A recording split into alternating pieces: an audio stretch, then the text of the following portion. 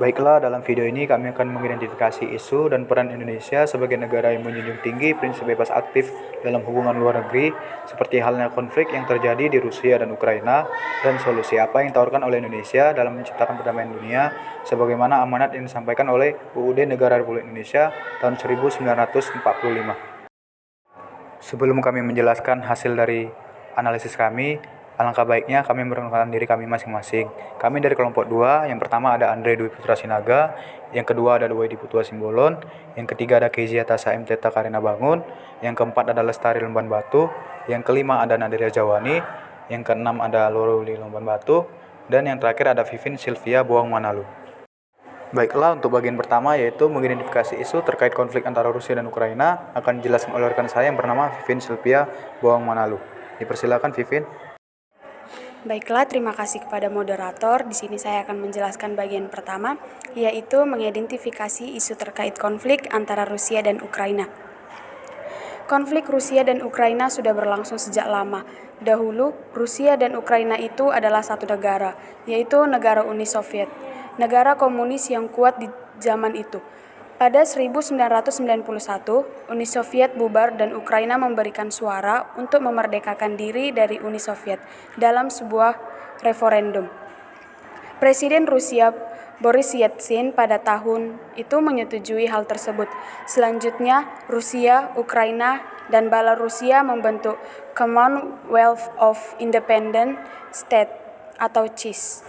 Baiklah, terima kasih kepada Vivin yang sudah menjelaskan bagian yang pertama, yaitu mengidentifikasi isu terkait konflik antara Rusia dan Ukraina. Untuk bagian selanjutnya akan dijelaskan oleh rekan saya yang bernama Nadira Jawani. Baiklah, untuk bagian yang kedua, yaitu konflik antara Rusia dan Ukraina, akan dijelaskan oleh rekan saya yang bernama Nadira Jawani. Dipersilakan kepada Nadira Jawani untuk menjelaskan bagian tersebut. Baiklah, terima kasih kepada moderator. Di sini saya akan menjelaskan bagian yang kedua, yaitu konflik antara Rusia dan Ukraina. Negara Rusia dan negara Ukraina dahulu adalah satu negara kesatuan, yaitu negara Uni Soviet. Sehabis Perang Dunia Kedua pada tahun 1940-an, negara Uni Soviet itu adalah negara raksasa, sehingga negara-negara barat membentuk kolonial, yaitu negara Amerika Serikat, Kanada, Inggris Raya, dan lain-lain, yaitu membentuk NATO atau North Atlantic Treaty Organization. Kedua kubu ini berpuluhan tahun perang dingin, sampai pada akhirnya Uni Soviet pecah. Melihat perpecahan ini, Rusia cemas dan beberapa negara-negara Rusia seiring waktu ikut bergabung dengan NATO. Namun, rakyat Ukraina perlahan-lahan memihak kepada Barat.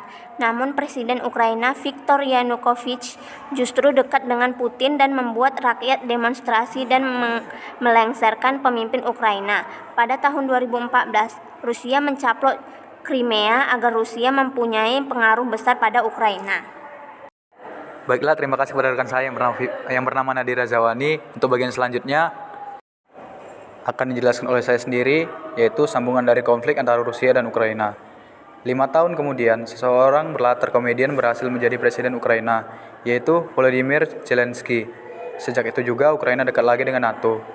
Hal ini membuat Rusia memanas, sehingga pada November 2021, Rusia menggerakkan 100.000 lebih pasukannya ke perbatasan Rusia dan Ukraina. Dalam pergerakan ini, Rusia meminta agar NATO menarik pasukan dan senjata dan negara-negara dekat Rusia, dan NATO tidak boleh menambah anggotanya yang baru. Pada 27 Januari 2022, Presiden Amerika Serikat Joe Biden menyatakan akan menyerang Rusia pada hari dekat.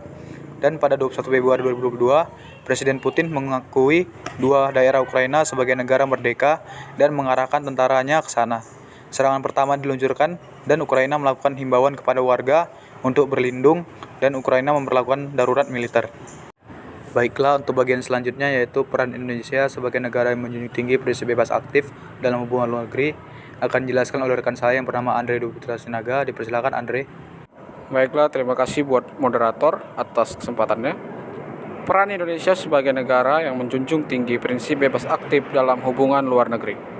Indonesia sebagai sebuah negara yang menjunjung tinggi prinsip bebas aktif dalam hubungan luar negeri. Indonesia juga menegaskan konsistensinya dengan prinsip tersebut dalam krisis Ukraina. Bebas aktif yang dimaksud bukan berarti netral aktif, tetapi juga dengan memberikan kontribusi, baik dalam bentuk pemikiran maupun bantuan terhadap penyelesaian konflik. Prinsip bebas aktif yang dijunjung Indonesia tidak identik dengan sikap netral, melainkan upaya untuk bebas bersikap sesuai dengan kepentingan nasional, serta untuk menyuarakan pentingnya penghormatan terhadap norma hukum internasional. Terima kasih, saya kembalikan kepada moderator. Baiklah, terima kasih kepada Andre. Untuk bagian selanjutnya akan jelaskan oleh rekan saya yang bernama Kezia. Silakan Kezia. Oke. Baik, terima kasih kepada moderator. Di sini saya akan melanjutkan bagian dari peran Indonesia sebagai negara yang menjunjung tinggi prinsip bebas aktif dalam hubungan luar negeri. Indonesia juga menilai bahwa langkah terbaik terhadap situasi di Ukraina saat ini adalah dengan deeskalasi atau tindakan mengurangi konflik dan menenangkan konflik agar tidak berkelanjutan, sehingga proses perundingan dapat berjalan lebih efektif dan memungkinkan dibukanya jalur kemanusiaan. Terkait posisi Indonesia dalam konflik dan yang terjadi antara Rusia dan Ukraina, pemerintah menegaskan bahwa Indonesia tetap menjalin hubungan baik dengan Rusia dan Ukraina karena kedua negara tersebut adalah sahabat Indonesia. Indonesia mengupayakan agar konflik yang terjadi tidak semakin memanas serta memberikan bantuan kemanusiaan terhadap konflik tersebut. Selanjutnya saya kembalikan kepada moderator. Baiklah, terima kasih kepada rekan saya yang bernama Kezia yang sudah menjelaskan bagian tersebut. Untuk bagian selanjutnya akan dijelaskan oleh rekan saya yang bernama Rauli. Dipersilakan Rauli. Baik, terima kasih kepada moderator.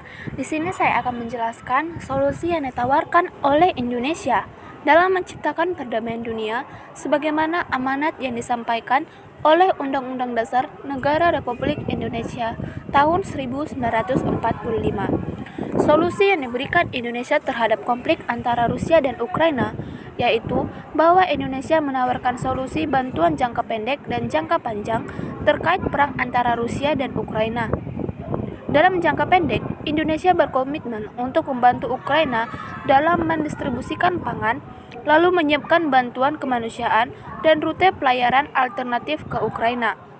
Indonesia juga mengusulkan ada pelanggaran sanksi ekonomi terhadap Rusia dan Indonesia dalam jangka panjang berkomitmen meningkatkan kapasitas produksi pangan kemudian menjaga arus perdagangan stabil serta diversifikasi sumber dan konsumsi pangan. Karena kedua negara yang berkonflik tersebut dapat membuat 1,2 miliar penduduk dunia sangat rentan terhadap krisis pangan, energi, dan keuangan. Baik, terima kasih. Saya akan mengembalikannya kepada moderator. Baik, terima kasih kepada Rauli yang sudah menjelaskan bagian tersebut. Selanjutnya untuk bagian kesimpulan akan dijelaskan oleh rekan saya yang bernama Lestari. Silakan Lestari. Baik, terima kasih kepada moderator. Di sini saya menjelaskan bagian terakhir yaitu kesimpulan. Dari hasil pemaparan kelompok kami mengenai konflik antara Rusia dan Ukraina, bahwa konflik tersebut sudah lama terjadi sejak negara Ukraina memilih untuk memerdekakan diri mereka dan keluar dari negara Uni Soviet. Hal tersebut membuat Rusia kekhawatiran dan cemas karena setelah negara Ukraina keluar dari negara Uni Soviet, mereka malah ingin bergabung ke aliansi barat yaitu NATO, di mana hal tersebut membuat Rusia marah dan memanas karena NATO merupakan musuh bebuyutan Rusia yang berusaha menghancurkan negara tersebut melalui gabungan negara Ukraina ke NATO. Dan peran Indonesia terkait konflik tersebut adalah dengan berusaha memberikan bantuan kemanusiaan dan pangan, serta memberikan solusi baik dalam jangka pendek maupun jangka panjang terkait konflik antara kedua negara tersebut. Indonesia sendiri sebagai negara yang berdasarkan hukum, tak kalah memiliki peran dalam menciptakan perdamaian dunia. Keikutsertaan Indonesia untuk menciptakan perdamaian dunia ini mengacu pada amanat pembukaan Undang-Undang Dasar Negara Republik Indonesia tahun 1945, alinea keempat, yaitu dalam rangka mewujudkan perdamaian dunia yang berdasarkan kemerdekaan, perdamaian abadi, dan keadilan sosial.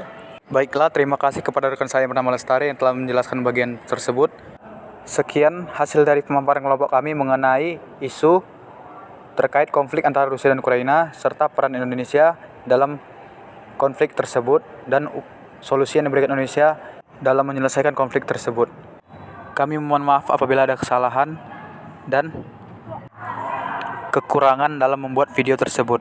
Kami ucapkan terima kasih yang sebanyak-banyaknya kepada penonton yang telah menyaksikan video kami tersebut.